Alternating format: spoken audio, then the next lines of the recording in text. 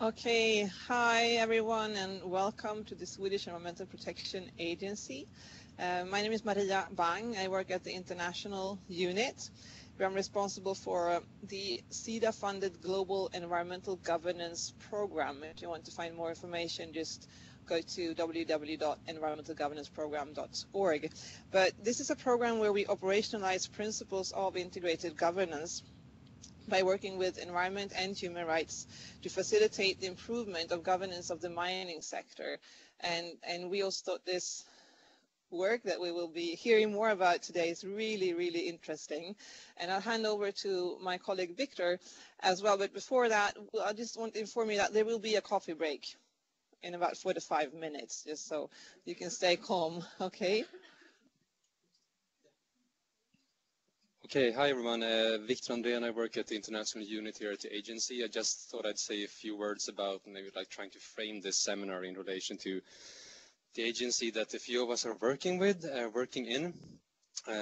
Like climate change adaptation has been on the agenda for the agency for quite some time now, a lot of years, and we work with these issues both in more international policy work and national policy work, as well as development cooperation projects. We participate as a party of Sweden in international negotiations, in working group, multilateral dialogues, etc. So we do a lot of these issues, both nationally and internationally. What we've seen, maybe, I think the researchers here from SU will be able to present this much more thoroughly, but maybe the last couple of 10 years or 7 years or 12 years, we've seen that other actors than the, so to say, usual suspects are starting to integrate climate change issues into their mandates. So actors that before did not focus so much on climate change are currently starting to do that from their perspective. So we see that with integration of climate change mitigation and adaptation into international organizations, larger financial institutions, the World Health Organization, the Security Council is starting to talk about climate change. So this like larger set of processes means, among other things, that we see to a larger extent an integration of climate change into other policy areas, such as, for example, disaster risk management or health or conflict resolution, gender issues, and not least human rights.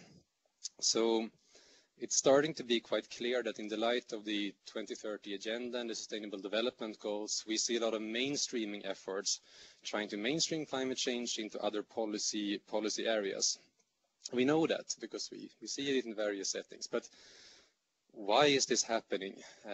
When is this happening? And how is this really happening? And if you also try to look a bit closer to home, for example, to the Swedish Environmental Protection Agency, what does these processes mean for an environmental public agency when it comes to, for example, actors that we collaborate with or collaboration modalities or which we want to work with and need to work with to reach our set goals? Especially when climate change is becoming more of like explicitly a cross-sectoral issue, targeting not only other sectors, but also other policy areas. This is what we will discuss today during this 2-hour seminar, where we have a lot of interesting people from Stockholm University, and we have the privilege to have both Lisa Delmuth and Maria-Therese Gustafsson here, who will present the research from their research group when it comes to both the promises and maybe also the pitfalls of these types and forms of integrated governance in the light of the UN Sustainable Development Goals. So we'll start with the presentation from Lisa and Maria-Therese.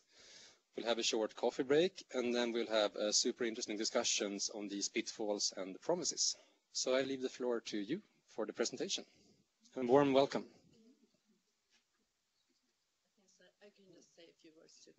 Hi, I'm Eva Krutmeyer. I'm working in the Mr. Geopolitics program, and you see our logo is up on the screen right now. I will be your moderator today, and I would like to stress what Victor said, that we really look forward to an interaction with you. And from Mr. Geopolitics, the research we do, we say all the time that we want to be relevant to our stakeholders. And in that case, it's a lot of relevance in you, and you have so much important knowledge that the researchers here don't have. So let's have a wonderful discussion after those two presentations.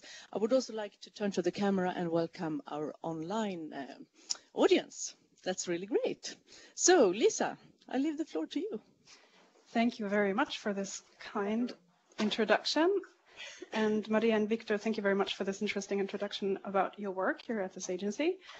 I'm Lisa Delmot. I'm Associate Professor of International Relations at Stockholm University, and I have the pleasure to be here and to present the first two parts of this presentation to you. And later on, for the second part, I will hand over the word to Maria Therese Gustafsson, who's sitting here and who will introduce herself. So this is all collaborative work, and we will acknowledge all of our partners later on. I have also been told for the online audience not to point here when I show you figures, but to use the cursor. So just so you know, this is so that our online guests also can see what I'm pointing at on the screen. Okay, climate change. Climate change is typically being discussed in terms of climate change mitigation, in terms of reduction of carbon dioxide emissions. But human adaptation to major climate change and variability has over the past 10 years or so been catapulted on the top of the political agenda at the global level. It is at the top of the global climate agenda, and we have recently seen events, dramatic events worldwide that show us how important this is. If you think about the fires in the Amazon and in Australia that have together evaporated a surface that is similar to the size of southern Germany. Adaptation to climate change is an important topic, and it's also a borderless political issue. It has for a very long time, and is still, I think, commonly being perceived as a highly localized and technical political matter. But it's the impacts of climate change are increasingly being discussed about being borderless.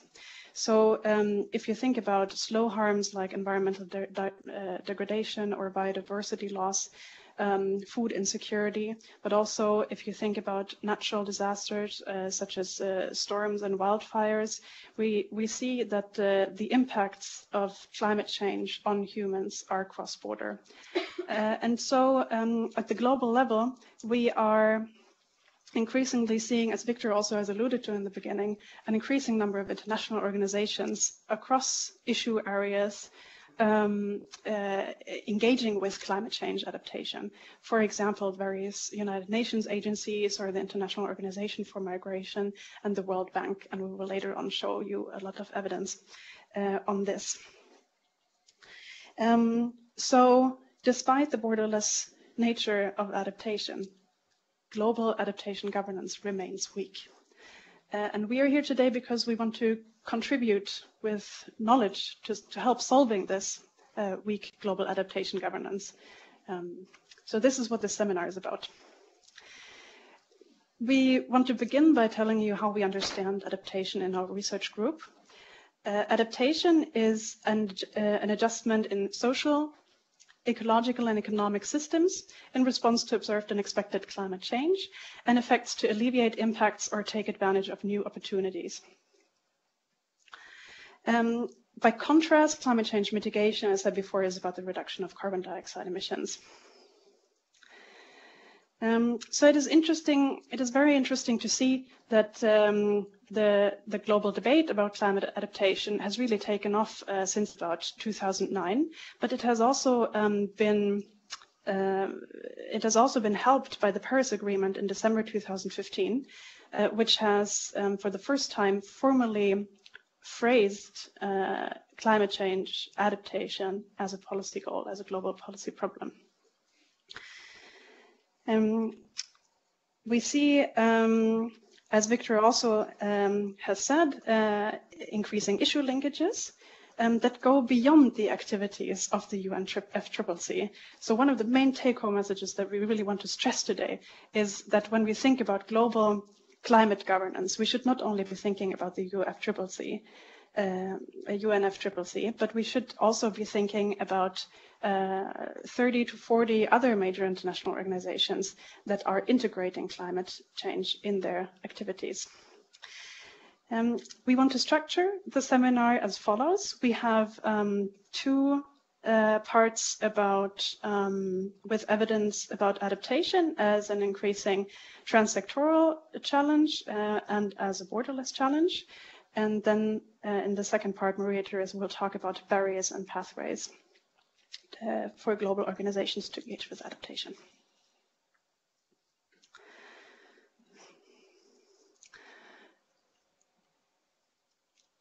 So, as already mentioned, adaptation is increasingly being publicly discussed.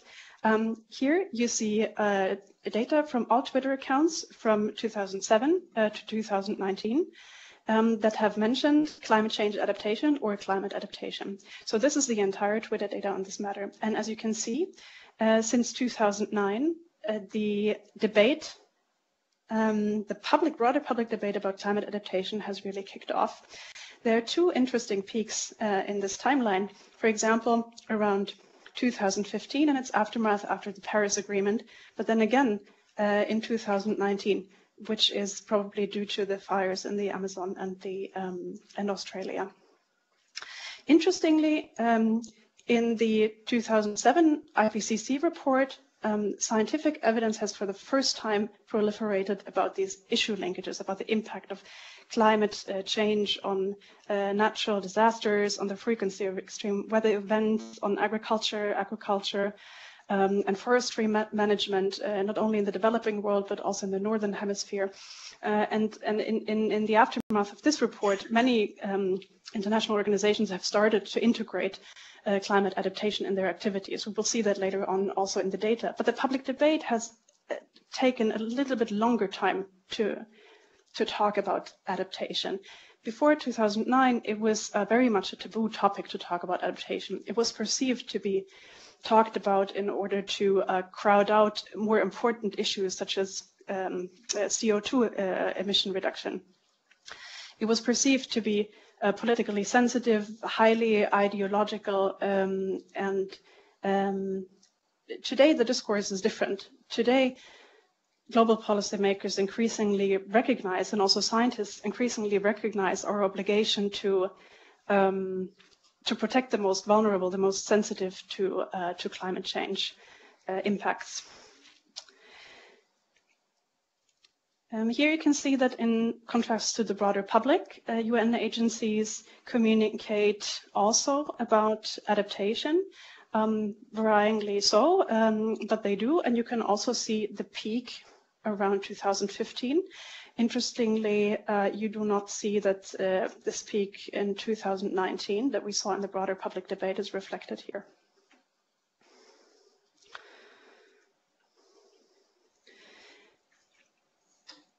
This is the result of our analysis of the entire Twitter data that I presented to you before, between 2007 and 2019, that mentioned adaptation. And these are the 50 most important words mentioned in these millions of tweets.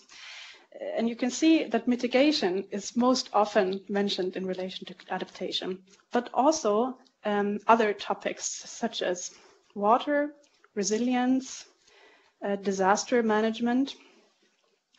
So you can see that in the public debate, the traditional understandings of adaptation in terms of climate being related to agriculture and water management and disaster risk management, they are reflected in these data. And they are also reflected in the way UN agencies about this entire time span talk about adaptation. But you can also see some differences. For example, OCHA talks about disaster risk management, humanitarian assistance or issues, and risks, has a risk framing, whereas Food and Agriculture Organization talks more about help framing, of course, about soils, agriculture, and farmers, just to take two examples.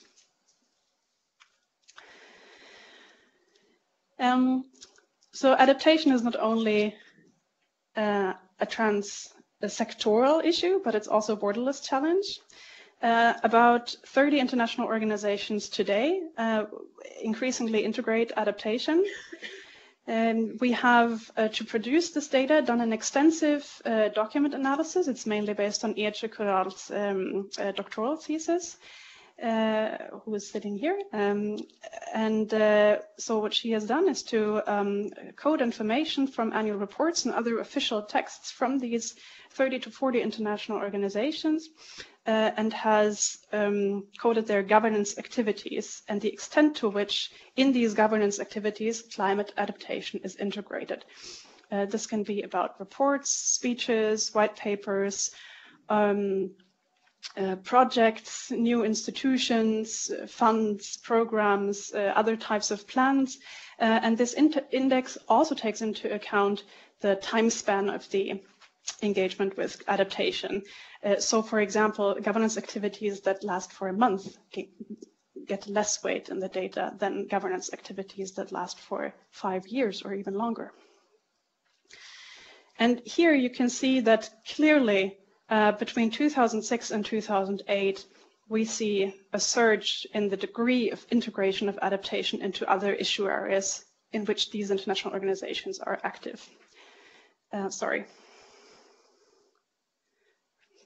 But ever since 2008, we see quite stable engagement in governance responses over time, despite increasing rhetorical action, which we would like to illustrate with this graph to you. Here you can see for 2 time periods, the first from 1997 to 2007, the second time period from 2008 to 2017. Here you can see the average score on the governance index from that ranges from 0 to 100. And you can see that projects and programs, the publication of reports, do not significantly change on average between these 2 time periods. But what changes significantly is down here in the bar chart. Declarations and statements, that is rhetorical actions, have increased over time, while investment in adaptation issues with own funds or funds creation by these organizations has decreased significantly over time. So we see over the past 10 years or so a surge in rhetorical action, but international organizations face significant barriers in integrating adaptation in actual governance responses. Here you see how these governance responses that integrate adaptation are distributed across issue areas. In Europe, we have the European Union, global development banking. Here we have a range of global development banks, such as the Asian and the African Development Bank and the World Bank. In disaster risk management, we have mainly former UNISDR, which is now called UNDRR. Migration, here we have both UNHCR and the International Organization for Migration, but it's worth noting that it features so highly here in terms of integrating adaptation because the IOM has been very active and engaged, while in UNHCR there is a great reluctance to link climate adaptation to migration. And in our Twitter analysis, interestingly, UNHCR has over the past 10 years never mentioned climate adaptation in any public tweet. So here you can see that in Europe and in global development banking and disaster risk management, adaptation is most integrated, and in Latin America, peace, security, and trade, it is least integrated. And here you can see this variation, the same variation again across the different international organizations. So we just want to show to you which organizations are on the top and at the bottom of the distribution. So the Asian Development Bank and former UNISDR and the EU are on the top, mostly integrating adaptation into their work, and the World Food Programme, the African Rice Association, the WTO and NATO are down here integrating least. And now I hand over the word to Maria Jerez, who will talk about barriers to integrating adaptation at the global level. Okay, thank you very much. So to complement our mapping of public debates and governance responses, we have also carried out a number of in-depth case studies on how a few international organizations have addressed particular issue linkages. And the purpose of this analysis was to go more in-depth and try to understand how international organizations understand these different issue linkages and how they prioritize them in their work. And also to try to identify the key barriers that they face when trying to develop capacity for engaging in climate adaptation. And we have selected 3 UN agencies that have tried to integrate and address climate adaptation in their respective issue areas. First, we looked at WHO in the area of climate health risks, and then we looked at UN Environment in the area and their work on climate security, the climate conflict linkage. And then we looked at UNHCR in the context of climate-related displacements. So WHO, they have worked during a long time with climate-related health risks. They started to produce the first report in the early 90s and have since then produced a large number of technical reports and provided policymakers with policy support to develop different responses to these risks. In 2008, the World Health Assembly incorporated climate health risk in the official mandate of the organization. And since 2009, WHO has, on the sustained demand of its member states, increasingly tried to go from just producing the technical reports to implement adaptation projects.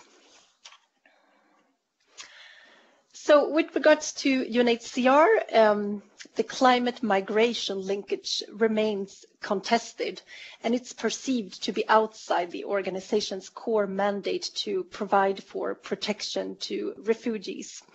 And even so, the organization started to address this topic in 2008 when the High Commissioner at the time, which was Antonio Guterres, he published the first policy report on the migratory impacts of climate change. And however, since then, a quite small number of officials within the organization have been influential in bringing visibility to this issue. The topic has not become accepted and prioritized within the organization as a whole. So finally then, with UN Environment, in contrast to the 2 other organizations, UN Environment mandate includes climate adaptation. And in this case, the agency sought to integrate its work on climate adaptation with security and conflict issues.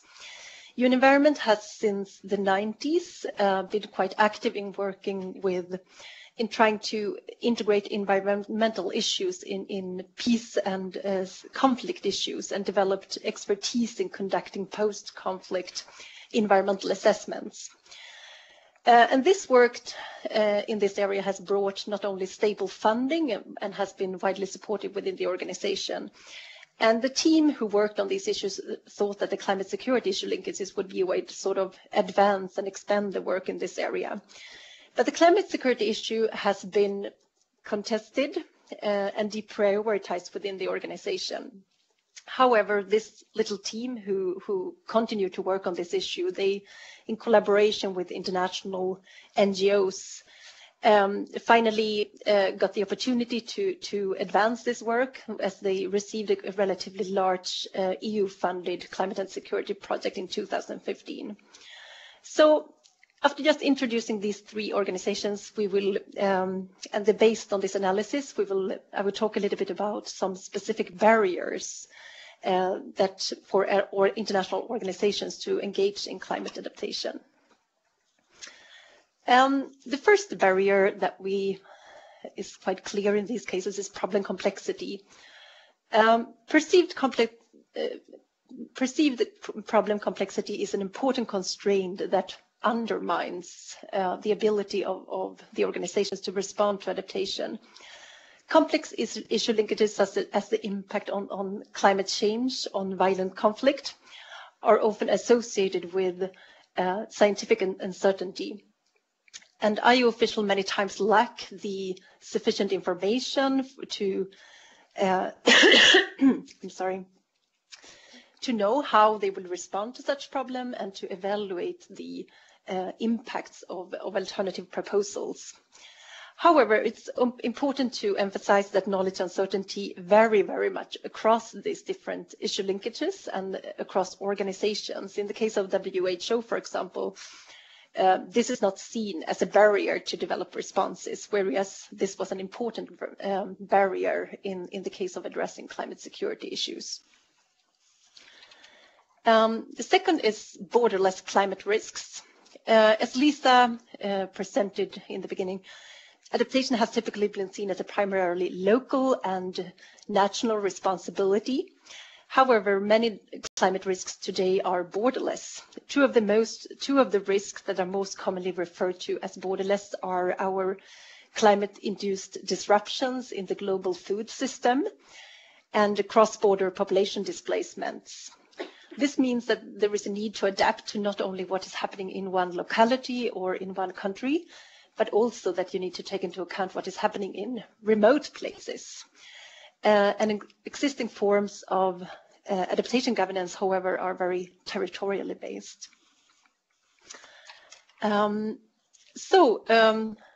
Third barrier is insufficient funding. I'm sure you are familiar with this discussion. Some scholars have argued that the existence of adaptation funding in combination with the ambiguity of the adaptation concept has opened up for the possibilities for many different global governance institutions to try to engage in adaptation governance and get access to these funding. However, as we all know, the adaptation funding is very limited.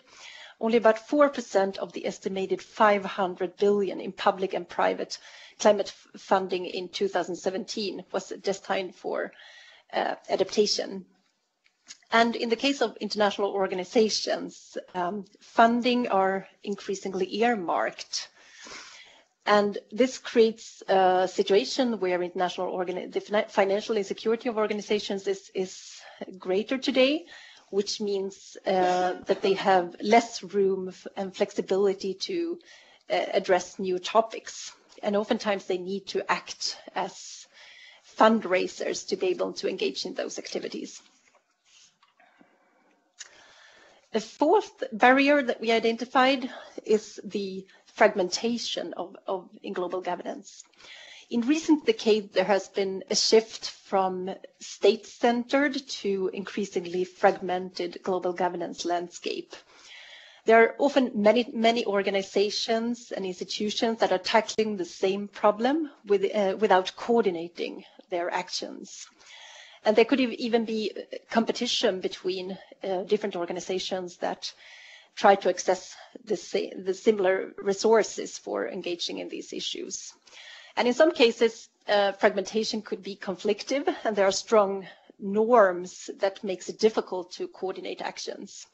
This is, for instance, the case between the peace and conflict and the environmental branches within the UN system. And this makes it quite challenging to address cross-sectoral issues such as climate security, for example. But we should also note that there are more cooperative forms of fragmentation exist where the effects are not necessarily harmful for addressing these issues. So our last barrier is domestic sectorial silos. An important problem that international organizations often face when they try to link to issue areas is that the environmental policy community is often separated from other issue areas. And I'm sure that you are familiar with these issues in your work as well, and it would be interesting to learn more from how you perceive this. But this, from the interviews in the organization, we learned that the transactions cost could be quite high to try to create coordination between these policy communities. And like in the case of the global governance fragmentation, powerful actors could resist these coordinations and undermine them from taking place. And moreover, something that was also highlighted is the sort of disconnection between the national and the subnational level in many countries. and that adaptation communities are many times more, in many countries, more locally based and weaker in comparison to the more nationally oriented mitigation policy communities. And international actors are many times focused on the national level. So the question is how these kind of policy support is diffusing to the subnational level and supporting these processes. So far we have highlighted barriers and problems. What are the opportunities and pathways for more effective climate adaptation governance? We will talk about some of the issues now that we will address in our research in the coming years. First of all, we recognize that concepts such as success and effectiveness are very ambiguous, and it's hard to measure adaptation. And we depart from an understanding of success both in terms of procedure and performance, whereas procedure reforms to issues such as collaboration, participation, and the legitimacy of international organizations. Performance, in contrast, refers to the actual outcomes of these processes in terms of adaptive capacity, resilience, and ecological outcomes. So the research in the Mr. Geopolitics program, we focus on 3 topics: new forms of collaboration across public and private actors, new forms of governing borderless risks, and the legitimacy of international organizations. And I will talk about the 2 first here. And I just wanted to highlight a little bit here an example that I think could perhaps be interesting for you about mining. So in the recent years, here would just like to talk a little bit about the role of the private sector in climate adaptation governance. In recent years, the private sector has become increasingly active in climate adaptation, which is, for instance, reflected in the UNFCCC's private sector initiatives and UN's Caring for the Climate initiatives. And these builds on the expectation that corporations contribute with financial resources, the development of new technologies, and the engagement in public-private partnerships. And this is an important trend, and we have looked deeper into the role of multinational companies in the mining sector. The mining sector is important because it's projected to play a critical role in the low carbon transition and therefore expected to grow significantly in the coming years. At the same time, mining operations are associated with a number of sustainability challenges. Mining requires a large amount of water and is very highly sensitive for climate risks. And in mining regions where water scarcity is already high and expected to be increasingly scarce, it is likely to not only the mining operations will become difficult, but it is also likely that there will occur conflict with local communities that are also competing for the same water resources. So therefore, at the same time, it's very promising that mining companies are starting to address climate adaptation because it could have very positive impacts on societal resilience. But at the same time, if these activities and initiatives are not regulated, it could also further disadvantage vulnerable populations and lead to maladaptation. So from our research, we have seen that there is a need for a better understanding how and why mining corporations engage in adaptation governance. And a critical issue for effective adaptation governance is to find ways to align these corporate-led initiatives with state-led adaptation governance. And to do so, there is a need to reduce this governance gap in this area. So the second topic is there is also a need for new modes of governance that to larger extent captures borderless risks. As some of our colleagues in the Mr. Geopolitics program, Åsa Persson and Magnus Bensi has highlighted, there is a need to improve assessments of borderless risks and to include them as components in national adaptation planning. Moreover, there is also a need to govern global food supply chains towards sustainability. The import of soybeans and meat to Western countries have important implications for the food security in producing countries, and there is a need for new governance instruments that can better protect local food security and human rights and enable these populations to adapt. Okay, thank you. Now I hand over to Lisa. The third pathway to more effective global adaptation governance is legitimacy. Nowadays, there's a lot of talk about a popular backlash against multilateral institutions, international cooperation, cross-border cooperation, about populist rhetoric, trying to delegitimize forms of international collaboration and organization. And it seems as if we are in a legitimate crisis, a crisis of multilateral collaboration. But our research suggests otherwise. I will show you some insights of data from recent survey research among policy elites worldwide and citizens worldwide that will show that if policymakers want to push for global adaptation governance and ambitious projects and plans for international organizations to engage in these issues, you will actually have large parts of the public and the policymakers in this world behind you. In our survey research, we conceptualize legitimacy as confidence among individuals in the moral right to rule or to make decisions that affect others. We measure it using an indicator where we ask people how much confidence they have in political institutions on a scale from 0 to 3, ranging from no confidence at all to a great deal of confidence. And this scale is inspired by the World Values Survey, which is a cross-national public opinion poll that is being conducted since 1981 every 5 years in so-called waves. But to begin with, I'd like to show you some data from policy elites across the world. We have surveyed policy elites in different elite sectors, bureaucratic, business, media, civil society, partisan, political, and research elites. And by elites, we mean people that are in leading positions in their respective sector. We have focused on 6 countries worldwide in a global sample. We have focused on Brazil, the Philippines, Russia, the US, Germany, and the global sample. And we have, this is also important to know, interviewed people that do not necessarily work with international issues.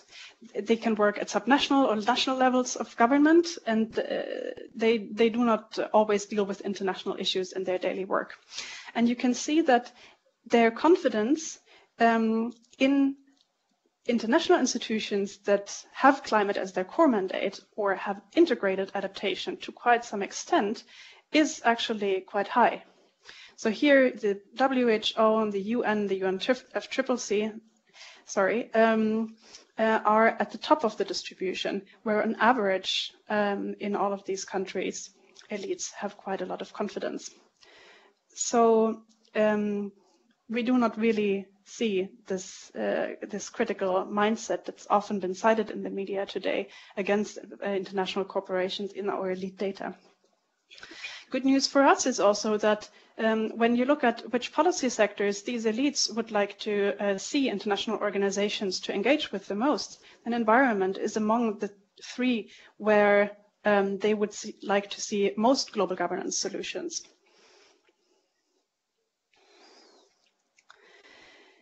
Turning to the citizen data, I show you data from the World Values Surveys, 7 waves, and the recent pre-release of the 7th wave data, where we have in our team developed a module about asking about confidence in various international organizations to measure legitimacy. And here I show you data from legitimacy in the United Nations as a whole. And the dashed line shows you average confidence among citizens, representative samples of these citizens in about 30 countries over time, since the late 90s to 2019. And then we also selected a number of key states that we thought could be interesting to look at. And to be sure, we see over time, over the past 20 years, a decline in the percentage of people feeling that, confidence in the United Nations by about 10 percentage points. But this decline is not as dramatic as we would think it is, or that we sometimes get the impression that it is when people nowadays talk about the populist backlash against multilateral institutions. We see also that trajectories vary widely across different states. So, for example, in some states, we see an increase of people having confidence in the United Nations over the past 15 years. We also, interestingly, see a slight recovery pattern of the curve in the United States, which since 2007, under the Trump administration, has seen that more people have confidence in the United Nations than before. Okay, what does all of that mean again for adaptation governance? Well, we just want to put out the simple message that almost every other policy elite in this world and almost every other citizen in this world has confidence in the United Nations, and many people would like to see international organizations to engage and to address climate adaptation or climate-related issues. So we see, in that sense, we do not face an uphill battle, but actually we have the broader public behind us when we are looking or pushing for solutions at the global level. So in summary, we want to make 5 main points with this presentation. The first is that we want to repeat that adaptation is a trans-sectoral issue. The second is adaptation is a borderless issue. Third, we highlighted 5 specific barriers to effective adaptation governance: problem complexity, borderless risks, insufficient funding, global governance fragmentation, and domestic sectoral silos. And we identified 3 main pathways from our ongoing research to effective adaptation governance. That is, new forms of collaboration and governance as evidenced in the mining sector or in the agricultural sector, in food supply chains, and the legitimacy of international organizations. Finally, I want to stress again that this is based on the insights of many, many colleagues in our research group and in the broader discipline, of course. These are our partners. Thanks a lot to them. If you want to find out more, please visit our homepages and talk to us in the break. We look forward to that. Okay, thank you. Thank you so much, both of you. I think we do like this. Hopefully there is coffee outside. So we thought of a like 10-15 minutes break. And during this time, or rather after this break, I would like to post a few questions or issues from you that you really want to discuss with the researchers. So think about that during the break. What do you want to discuss with them, and what do you want to discuss? I know that you are prepared. And also for you guys on Skype, please just write in the chat, and I think Maria can pick the questions up for us. So coffee time, and welcome back in 10-15 minutes. Okay? So I give the microphone to Maria Therese. You and Lisa can sort of switch. Okay, so we started the discussions during the coffee break. And as I said, I would like to hear from you now. What do we want to discuss? And also from Lisa and Therese. So we start now. And if you just please raise your hand and say where you are coming from and just what do you want to hear more about? What do you want us to discuss now? You, please, come on. Microphone? You can have the, yeah, why not? Why not? Yes. No? Can you quite close to the, no. It's supposed to be on if it's up. And now really close. Nu då? Funkar det där nu? Bra. Okay. I'm not sure if I zoomed out in the beginning of the seminar, but I'm a bit curious to how you define the term governance. I come from the Folke Bernadotte Academy, which is the Swedish governmental agency for peace, security and development. And I'm working in the program for rule of law. And governance can be everything from governance of international organizations, and you mentioned a few very interesting ones, for instance, the UN agencies, but it can also be governance in a country. And some of the examples that you took where you also have measured people's opinion and trust in governance, I'm wondering how you define governance, if it is governance of a country, of an administration in a country, organization. That would help me understand your examples a bit better. Thank you so much. And while you think of the next question, we will also listen to you on Skype. So Maria, I think you have a question from one of our Skype listeners. Yeah, sorry, just unmute yourself and then you can ask the question. Oh, wow. Yeah, let's talk about the governance question while we are waiting then. No, this will become a problem. But on the other hand, only one can talk at the time anyway. So. Okay, so hold it here. Can everyone hear me? Okay, governance. Thanks for the question.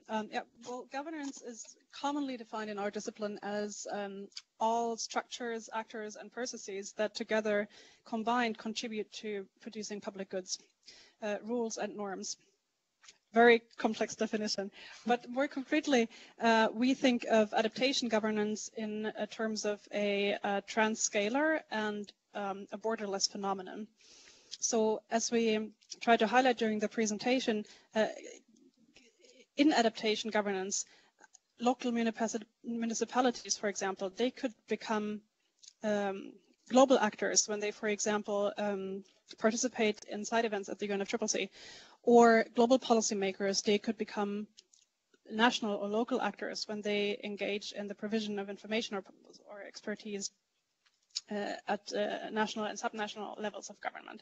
So with the term governance, we want to highlight the increasingly complexity, both vertically across scales, but also horizontally across issue areas and also types of actors.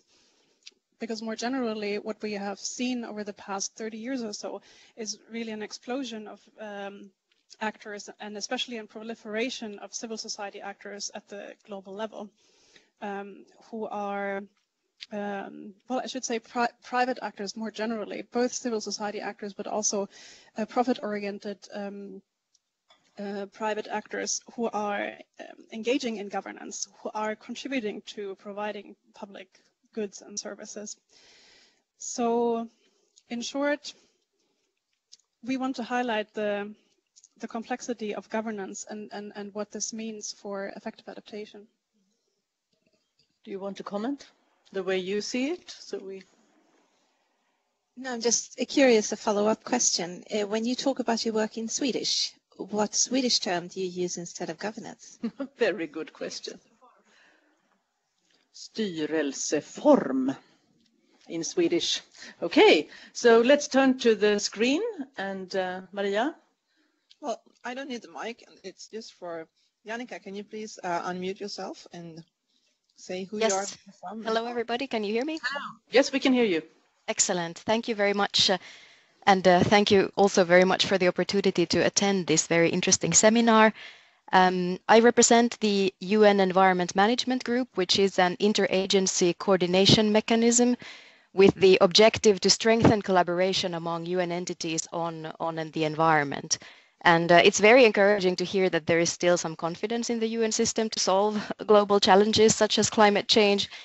And it was really interesting to hear about the results of your research, and that lack of coordination among agencies was mentioned as a major barrier to successful governance, adaptation governance. And You would maybe think that less funding, which also was mentioned, would be inevitably leading to more collaboration because that's necessary, but actually we can see the opposite happening, that there is a much more intense competition for increasingly scarce funds. And throughout your presentation, I was thinking how the Environment Management Group could possibly help in ways to explore new ways of collaboration.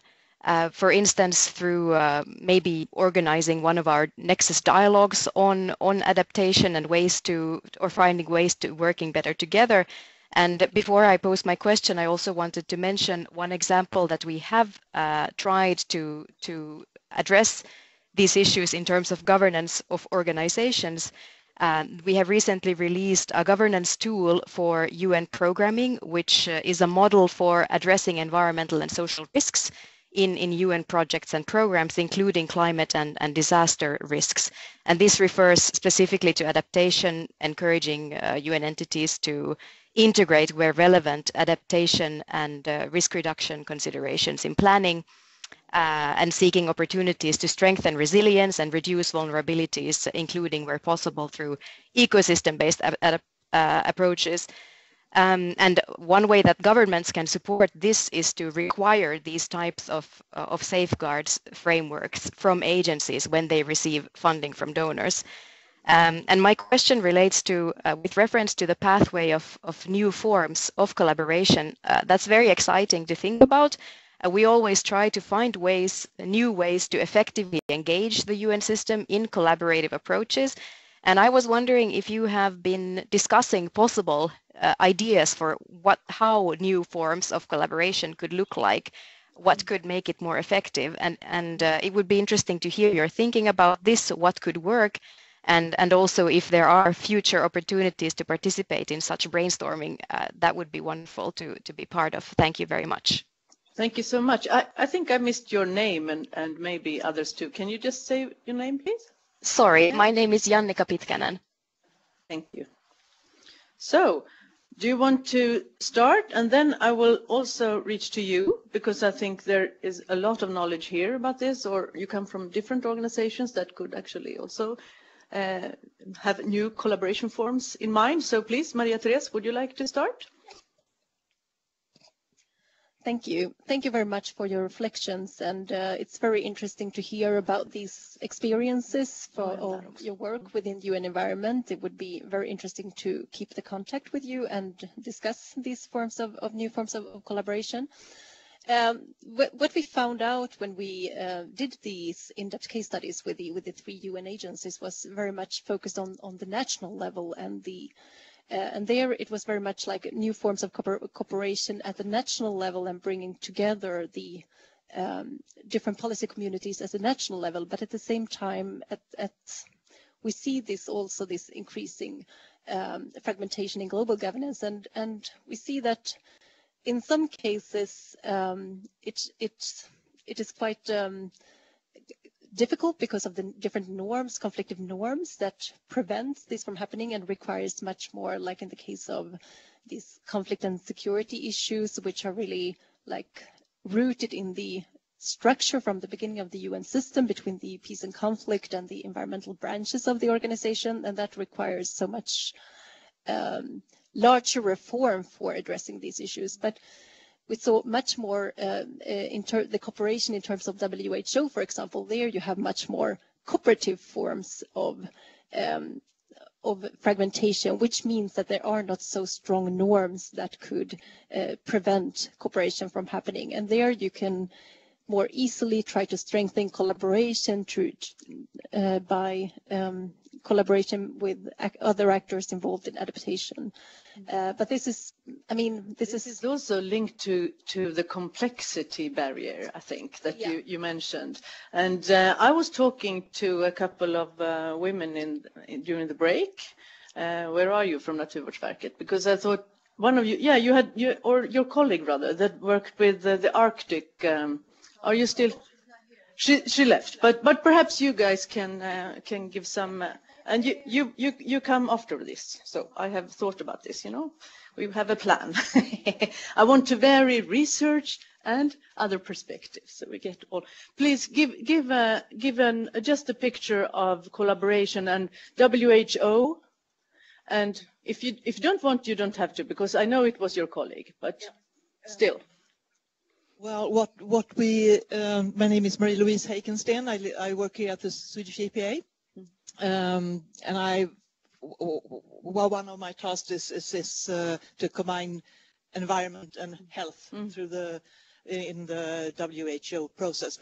But also what we discussed during the break was more the how important it is to change perspective from the detail to the broad perspective, and doing that regularly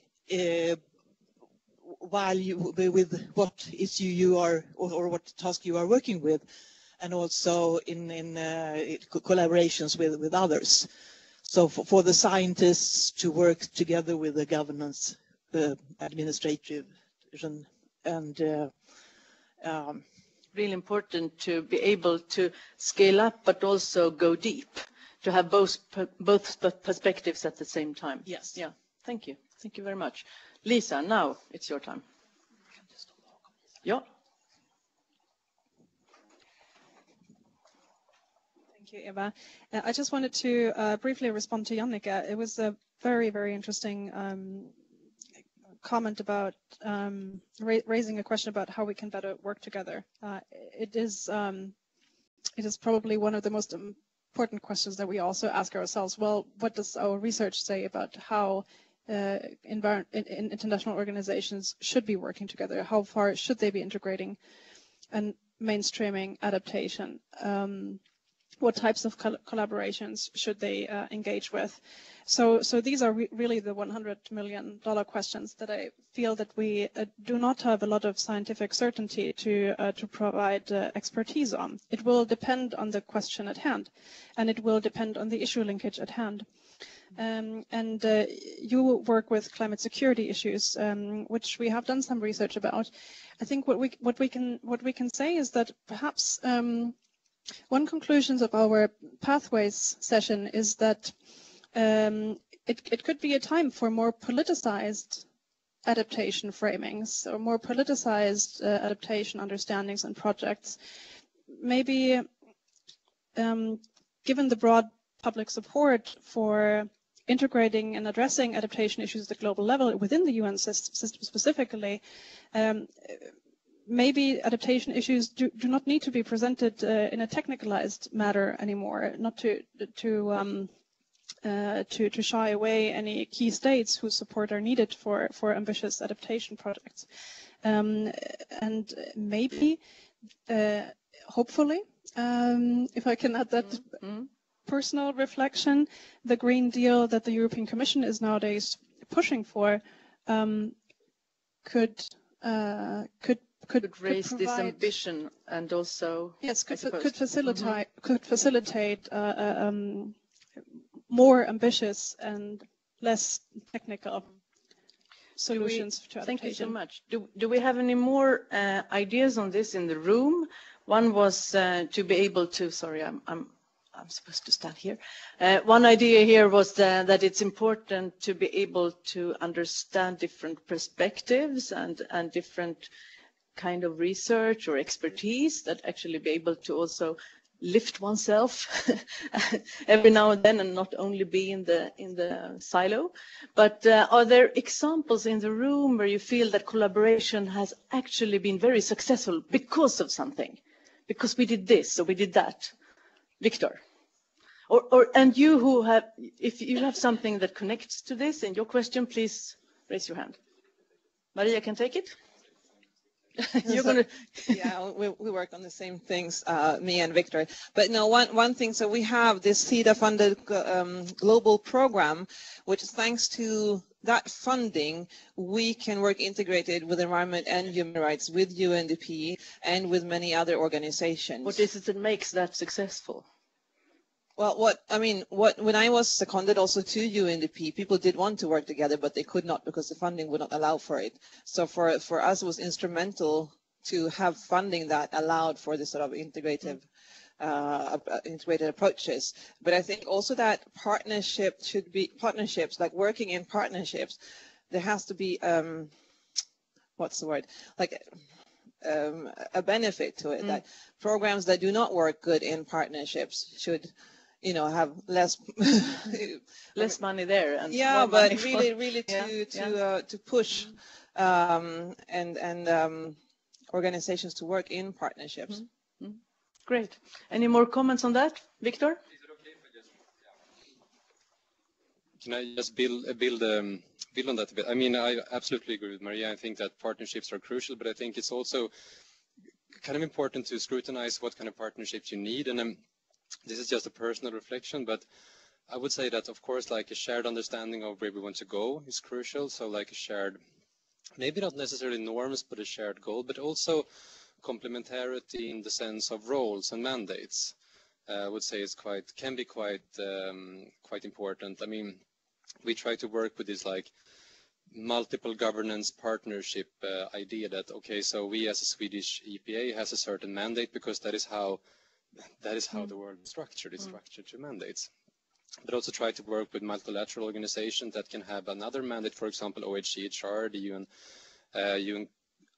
Human Rights Commission, would it be right? High Commission for Human Rights, and also local actors to try to span the mandate a bit broader through like a setting that is truly multi-level governance when it comes to climate change and climate change adaptation, of course, as well. So really try to think about what kind of complementarity do we need in a partnership and how can we expand our mandate through this partnership. I would say it's quite important. Thank you. Anybody working just like that at the moment, or have any ideas on that? Shall we proceed? Because I have a question here, and I think we have one on Skype as well. And I have one there, sorry. So now there are so many hands, so we need to be shorter and a little bit more focused in questions and answers. So please. Hi, I'm Andrea, and I'm representing the Natural Step. I wanted to understand why you were looking at confidence and not at trust as a variable, because I think more people will have more confidence in institutions in general than trust. I think trust will require a lot much more from people to actually put their trust, and also trust, some people see it as a glue in society and not confidence, which is something more that you have with friends or yourself. Thank you so much. And I know that we were discussing, you and me, I come to you here in the break, about confidence as well, and different ages. Would you like to? Thank you. You won't see me because I'm behind the camera. I work at the EPA. Anders Töngen is my name. I had a question about this confidence in the UN. The picture you saw, that there was a decline in confidence in the United Nations. There should be more. Is it a deeper? I mean, the confidence. Is it a difference in the age? For example, if the older people rely more on UN than the younger people, the one that trust on the United Nations, they die off. The young people don't trust in the United Nations. Is that one of the? But then we also said, what happens now with Fridays for Future exactly, and Greta, and that's not in your data. So is there a deeper sort of analysis of this data? Thank you very much. Any more questions on confidence and comments on confidence and trust and stuff like that over there?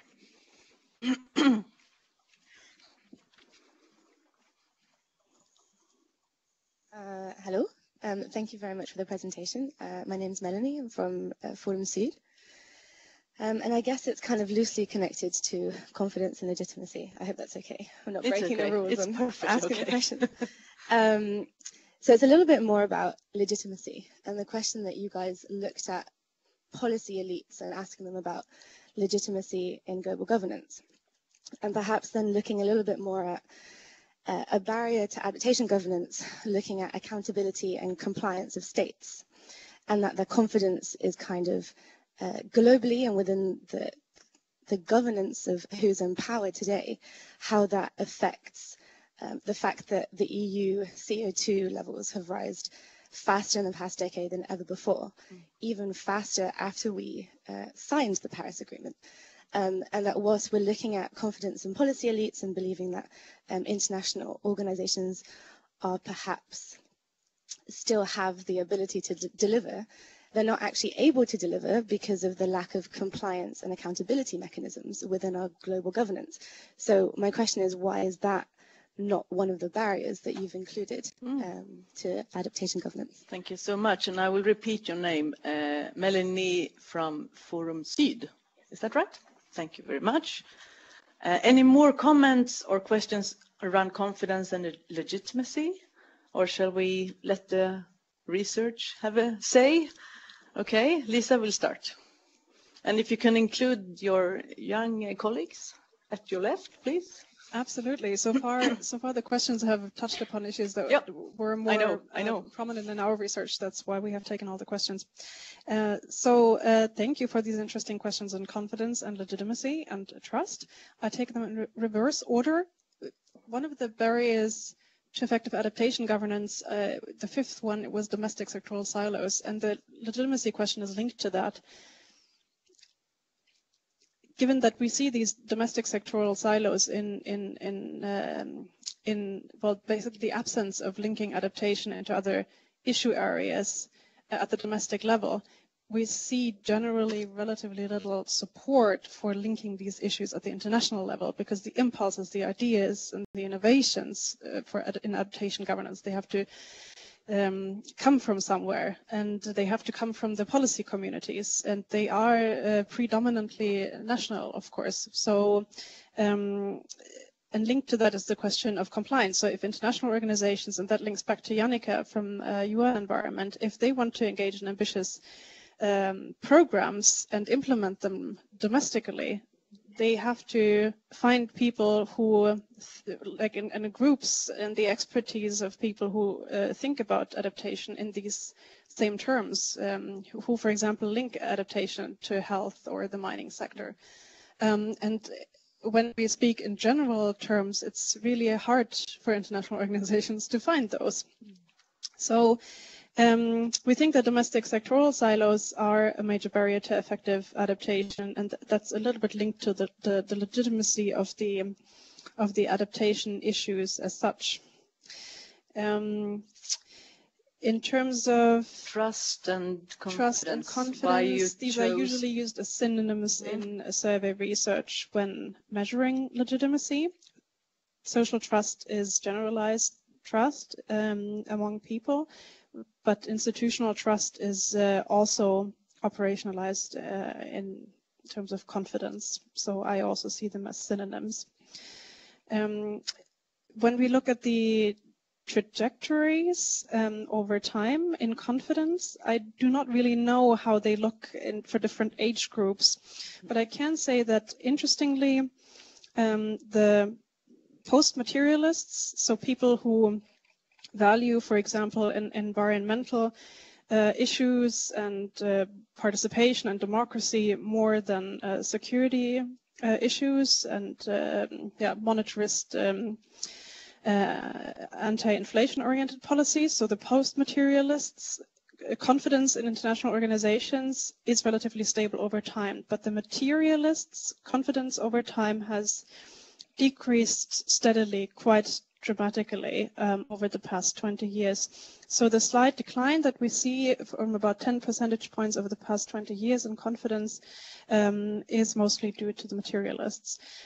When we look at cross-sectional analysis of confidence in IOs such as the UN, we can see that it is mostly the young people and the cosmopolitans and those that are impressed by the performance of international organizations who have confidence in these international organizations. Thank you. Sorry, I just need you to have a microphone. Thank you. So just a quick remark on that. I'm asking it because also a few years ago, and the EU is doing this on a regular basis with the EU barometer, they are also looking at trust in different institutions, and they also not look at the European institution, but they also look at IMF and the UN and so on. But they always look at trust. They didn't talk so much about confidence, because that seems like a weaker value to consider when you're talking into decision making and a power of, massive institutions around the world. So that was what I wanted to understand why Mm-hmm. the decision was to trust, to not include trust, but to look at confidence. Yes. So it could actually be a bit different there. Yes. From your perspective. Interesting. Any more comments or ideas? Here we have one. Go ahead, please.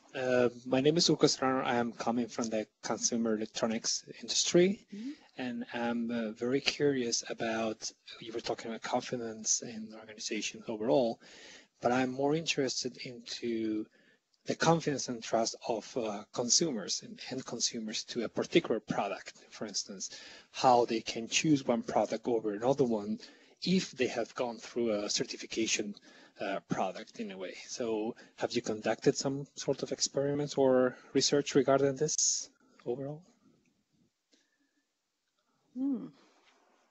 No. There. Not yet. Not yet.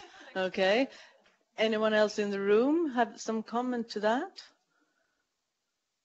The consumer, the sort of consumer, the confidence from consumers when it comes to those exactly to choose the right sort of product. That's a very interesting. It's really outside the scope of our research, but it's an interesting, important question. But perhaps somebody else has reflections on that. I'm sure. Do we have any more comments from? Yeah, there's a question there. Good. Matthias, just unmute yourself and ask your question. Hi, can you hear me? We can hear you. Is this Right. Matthias Strömmery? Hi, this is Matthias Strömmery at the Swedish Ministry of Foreign Affairs. Just a brief question on adaptation finance. It was touched upon in a couple of presentations, and on the sort of the perceived lack of adaptation finance, and that was also something which was discussed at the recent climate negotiations in Madrid. And I was just wondering whether you in your research have come across how developing countries themselves prioritize adaptation within their national budget and planning processes. From our perspective, we would say that all countries need to make their own priorities in their budget processes. And of course, if you see a need for adaptation finance, that need would be, or the financing of that need would be facilitated if you also make those kind of priorities in your own processes on a national level. So is that something which has come up in your research, to what degree developing countries are prioritizing adaptation, and how they can find finance in terms of their own priorities? Thank you very much. Do you want to start, Maria Therese? This is outside the scope of our research. Actually, we have not looked into so much the financing of climate adaptation, but just a little reflection that is of relevance to this question. When we talked to the officials at WHO, they made us aware that in the NDCs, the health sector is identified as a priority, and I don't remember exactly in what percentages, but it was something like 30 or 40% that was indicated as a top priority. And at the same time, the health sector is one of the least prioritized in the global climate funding. So it's sort of and of course it depends on what issue linkages we're talking about here, because health is a highly prioritized issue in many countries. But I don't know exactly about the NDCs in general, how prioritized this. But with regards to this health sector, it was something that was highlighted as a really priority at the national level, but there was a clear disconnection to the funding structures at the global level, which was interesting and something that they really tried to highlight the issue by being present at the UNFCCC, the negotiations, and engaging in advocacy for visibilizing the importance of allocating more funding to the health sector and health adaptation. But I don't have the numbers more in general. I don't know. Etche Coral? Thank Thank you so much for the question. As Marietta has also mentioned, this is a little bit like outside of the scope of our research, but our colleagues in Stockholm Environment Institute has a data set on this actually. They looked at countries... Can you just put a little bit closer? Yeah, they thank looked you. at Great. NDCs specifically, and they looked at the country's financial adaptation goals. And as far as I know, that they only found a small percentage of the countries that were actually mentioning measurable adaptation goals, let alone financial goal for the country to spare for adaptation. And I think you can find it on SEI's website. It was by Addis Ababa. SEI.org. Thank you very much. Thank you. Yeah, more comments on that or new questions? No, thank you. Here we are. Hello, my name is Suana Segovia from the Stockholm University, PhD student in international relations, and just to contribute a bit on the part of funding. Maybe it was about 20 years ago when the financing process for adaptation started, and ever since then is more or less about 1 out of 3 parts in relation to mitigation that is being designated to funding adaptation so far. But still there is a lot of work to do in regards to that. And I think specifically in relation to developing countries, which is the question that was made before, I think that's an ongoing process, and it's being done by the National Adaptation Network, which is an organization which is funded by the United States, Canada, and I think Germany as well. And what they are doing is trying to support technically how these countries, for instance, Tanzania, Peru, and other countries, and how they integrate adaptation into their national frameworks, but also try to make them aware that it's needed to integrate it in different sectors, and that's so they can get the funding as well from those other sectors. Yes, because we heard earlier that only 4%, if I remember right, of all climate financing is actually connected to adaptation. Thank you very much for this. And I think we had a hand. Who did? It was over. Was it? Yeah, it was you. Yes, yes, please. Thank you. My name is Ulrika Åkesson. I work at SIDA. A question, or thank you first of all for good presentations. I was thinking, maybe you said it somehow, but I was just wondering how you intend to use the research results, how you will communicate towards the multilaterals interviewed, and how you foresee all the good. You listed a lot of barriers, you listed opportunities.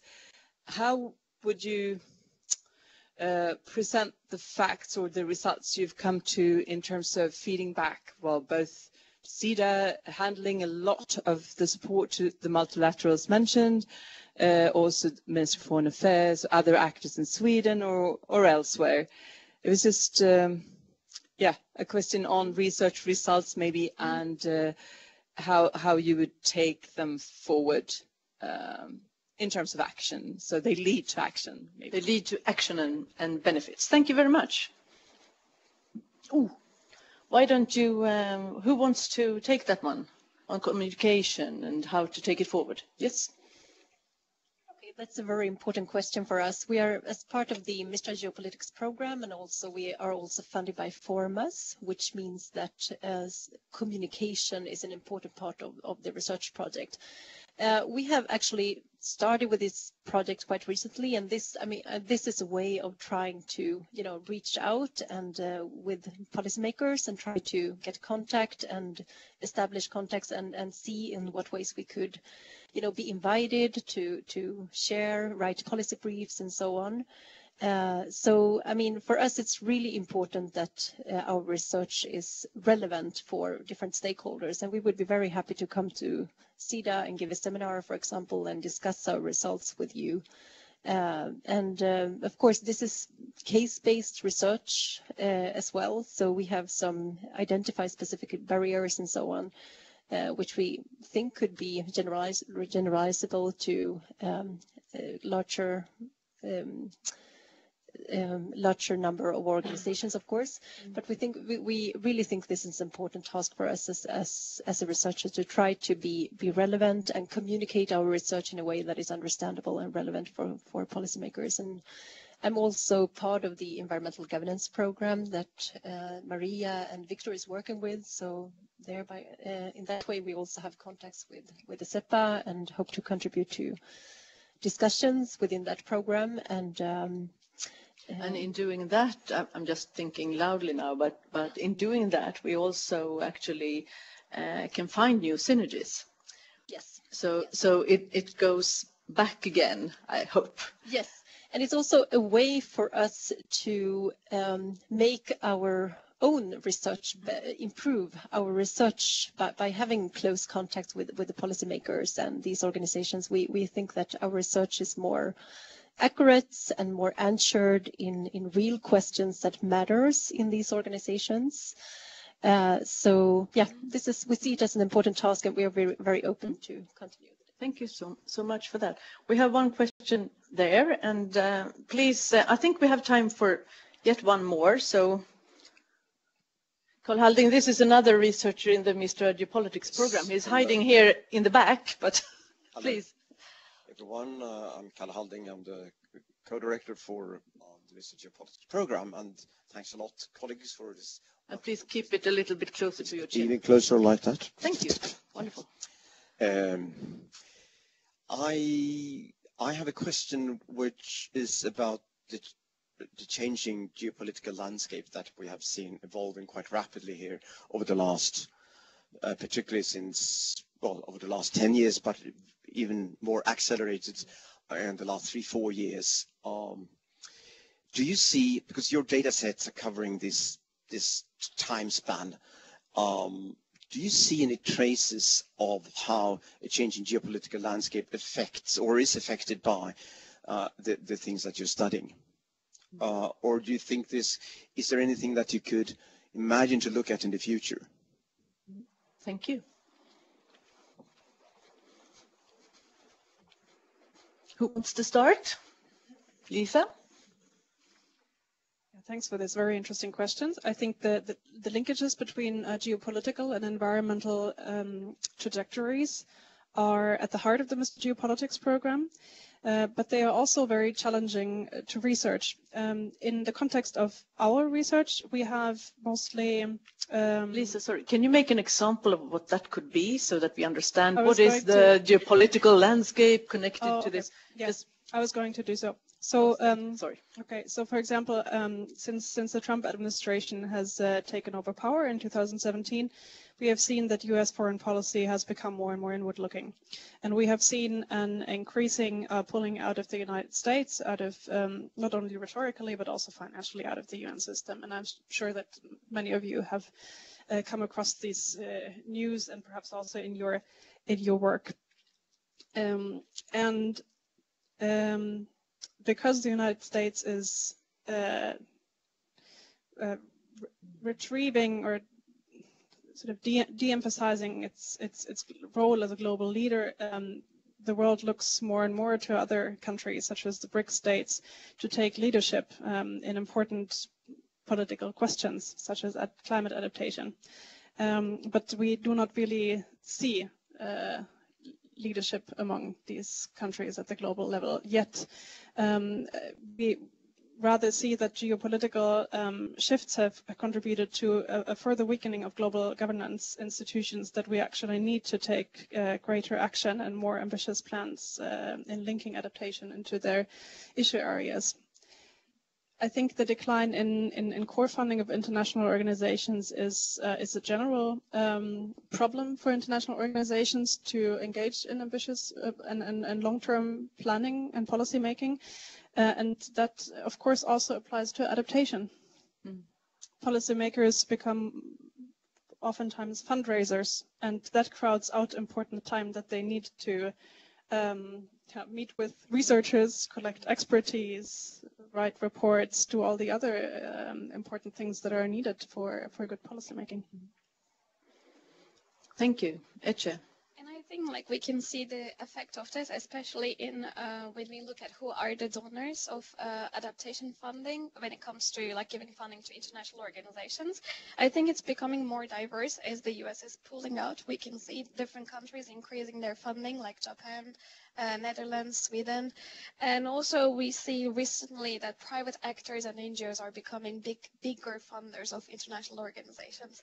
Like Bill and Melinda Gates Foundation is one of the biggest donors in WHO. Is this linked to what you said early on in the presentation about new actors coming in? So, it is actually a consequence of that. I think it has like interesting implications as well, because as new actors are becoming funders of NGOs and private actors becoming funders of adaptation activities. So what does this imply? Who are these people? What are their agendas? Are they publicly elected? No. So what are the geopolitical implications? So it's a great time to be a young researcher in this field. Why don't you give the microphone to your colleague there? Right, just to contribute to this question of other actors. Please say your name because you have... Karina Shirokir, part of Blocklim project. Just to this particular question of new actors in the field, which must not be states or small entities such NGOs, but also, well, we can see that the EU, the global climate actor, has trusted its role in also global attempts to fight back climate change or in adaptive programs as a result of the decreasing role of the US, right? So, and this also is often portrayed as a new opportunity for the EU to emerge. And we can see actually in its budgeting attempts already quite significant attention is being paid to the adaptive capacity, not only of member states, but also of neighboring countries. So, and a project that we are currently trying to conduct that looks in particular on the role of the EU as an actor in this field, and in particular in the neighborhood. Wonderful, thank you very much. Any more? Oh wow, look at this.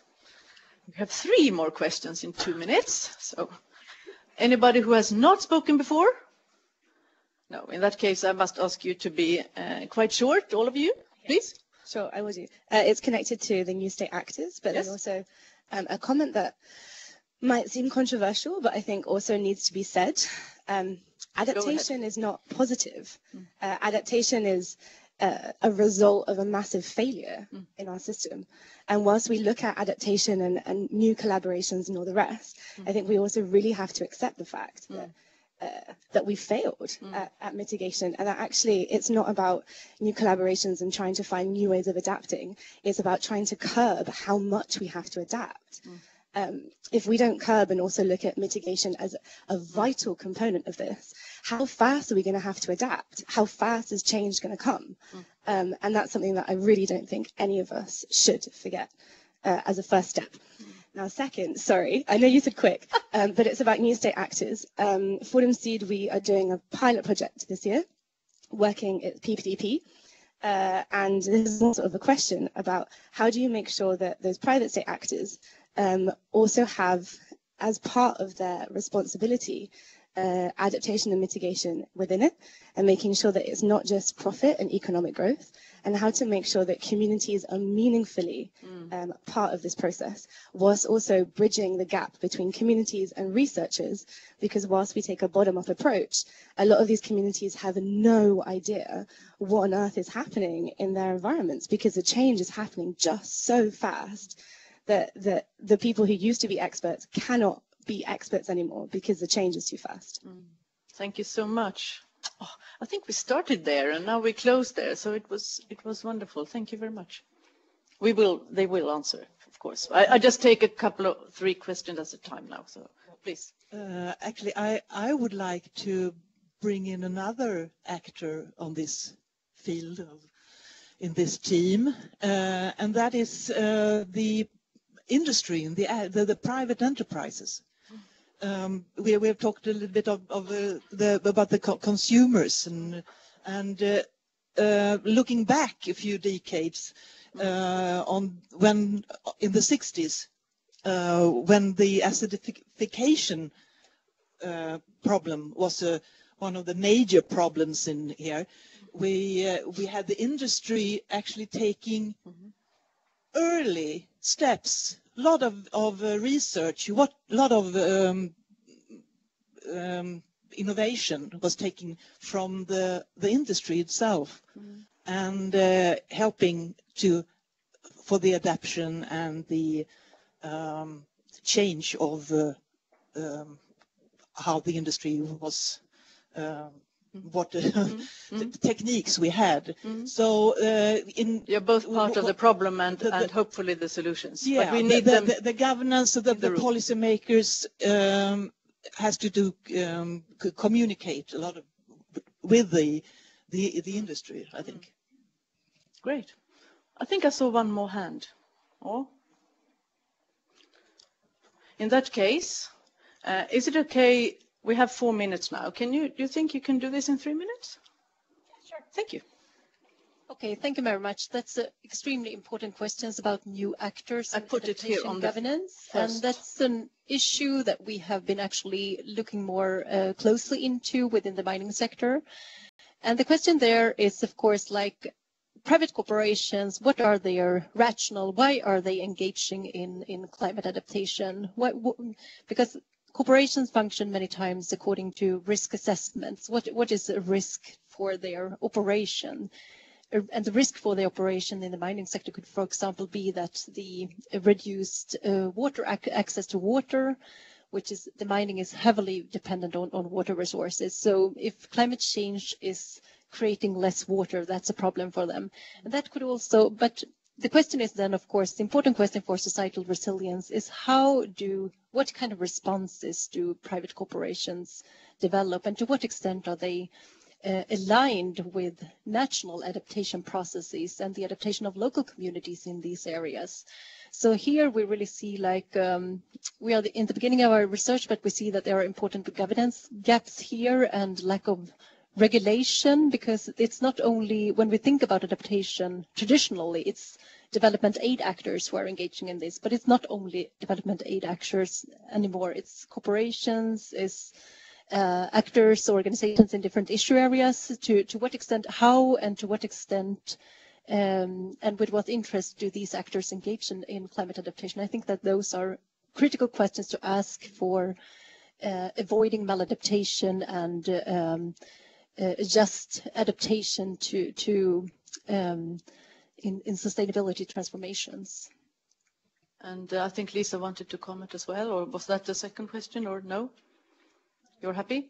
In that case, I would like to say something about the industry because on the 29th of January, I turn now to the camera also. You're all welcome to a seminar organized by Mr. Geopolitics and Haga-initiativet. Haga-initiativet is an organization of industry of companies in Sweden who are committed to actually make a change. And we will discuss the European Green Deal and how this will be, how we are affected in Sweden and Swedish business, but also processes like this. How we can actually use the Green Deal, but also how it will affect those processes. So please come to, it's Skeppsbron 10 in the morning of the 29th of January, and you will find more information on our website, and it's free and it's breakfast served. All that. So by that, I would like to turn to you guys on Skype. If you had more questions and we didn't have time for them, please write them in the chat sector there, and I will ask them to actually answer you and keep a dialogue afterwards. And for you, if you have time to stay another few minutes, I'm sure that they are all here for you, and we look forward to continue this discussion. Thank you so much, all of you, for attending and for being so interactive and curious and good questions in this seminar. Thank you so much for coming. Thank you all. And thank you, most of all, for sharing this fantastic research. Thank you. Så, det är nu man ska säga det där medan micken är på. Så, den kommer ångra.